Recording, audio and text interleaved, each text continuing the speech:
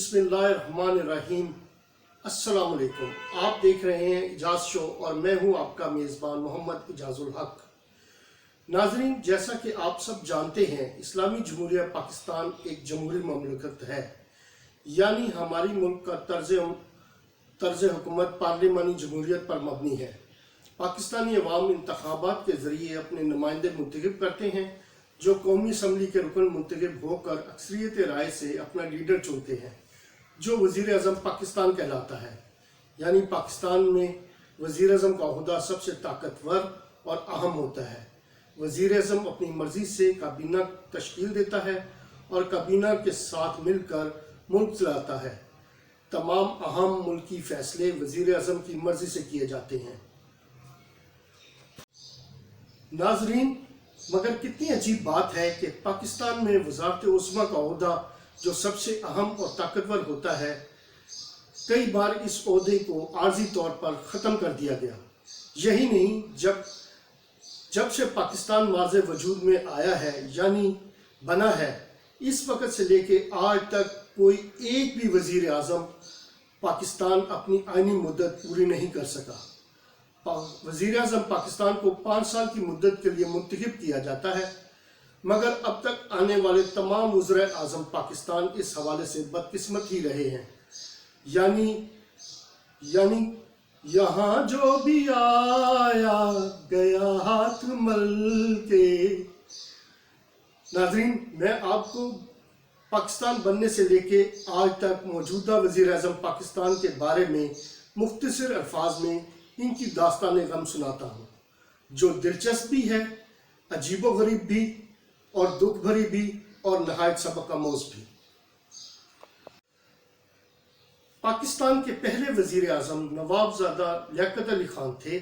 वो अगरचे एक मुंतखब वज़ीर आज़म नहीं थे, मगर बानी पाकिस्तान कायद आज़म मोहम्मद अली जिन्ना जो कि पाकिस्तान के पहले गवर्नर जनरल भी थे, इनके बाद पाकिस्तान के सबसे बाख्तियार वज़ीर आज़म थे।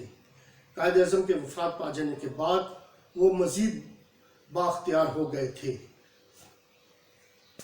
इनके दौर में वज़ीर आज़म का ओहदा सबसे ताकतवर और बाख्तियार था, क्योंकि इस वक्त तक पाकिस्तानी ब्यूरोक्रेसी और इस्टेब्लिशमेंट भी इतनी ताकतवर नहीं हुई थी जितनी कि अब है।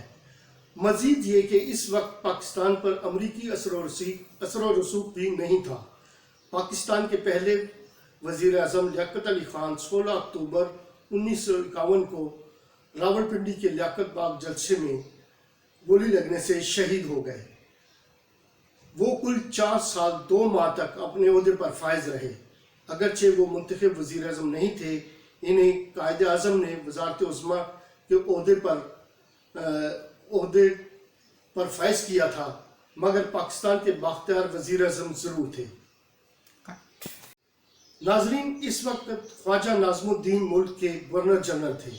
इन्हें लियाकत अली खान की जगह वज़ीर आज़म पाकिस्तान बना दिया गया, लेकिन वो 1.5 साल बाद ही घर भेज दिए गए।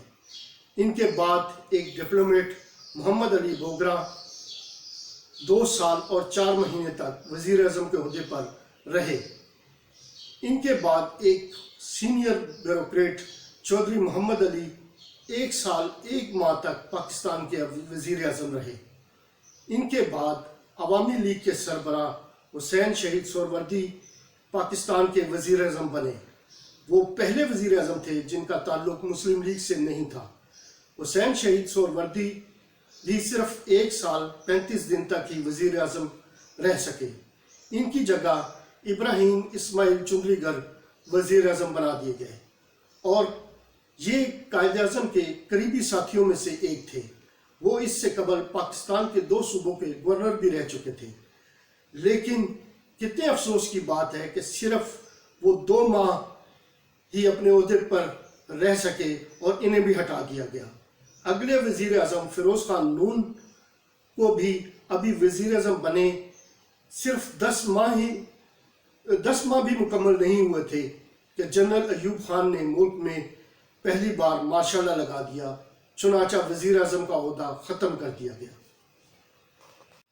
नाज़रीन, 1970 में सदर जनरल मोहम्मद याहिया खान ने इंतखाबात के बाद मशरक़ी पाकिस्तान से ताल्लुक़ रखने वाले نور الامین کو وزیر اعظم بنا دیا، لیکن 2 ہی ہفتوں کے بعد ذوالفقار علی بھٹو صدر اور نور الامین نائب صدر بنا دیے گئے۔